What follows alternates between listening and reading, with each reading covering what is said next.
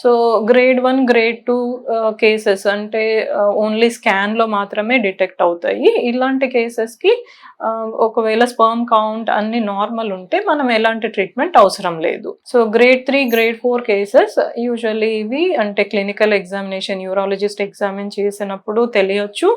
Are scrotal Doppler test చేస్తారు. దాంట్లో మనకి ఎంత గ్రేడ్ ఉంది అనే దాన్ని బట్టి కూడా so in case grade 3, grade 4 varicocele ఉండి మీ sperm count very low levels లో ఉంటే బెటర్ ఫస్ట్ మనం వారికోసీల్ కి ట్రీట్మెంట్ సర్జరీ ద్వారా చేసుకునేసి ఆ తర్వాత ఒక 3 months వెయిట్ చేసి 3 months లో మనకి 100% ఇంప్రూవ్మెంట్ వస్తుందా సర్జరీ తర్వాత అలాగా గ్యారంటీగా చెప్పలేము. దట్ డిపెండ్స్ అపాన్ మీకు దానికి ముందు ఎంత డ్యామేజ్ జరిగింది ఈ వారికోసీల్ వల్ల అనే దాన్ని బట్టి రికవరీ అనేది డిపెండ్ అయి ఉంటుంది. సో సర్జరీ తర్వాత ఒక 3 months వెయిట్ చేసి ఎంత ఇంప్రూవ్మెంట్ వచ్చింది చూసుకొని దాన్ని బట్టి మీకు ఏ మెథడ్ ద్వారా సూటబుల్ ఉంటుంది అది త్వరగా ప్లాన్ చేసుకొని ప్రెగ్నెన్సీకి ప్లాన్ చేసుకుంటే త్వరగా ప్రెగ్నెన్సీ నిలిచేకి ఛాన్సెస్ ఉంటుంది. Thank you.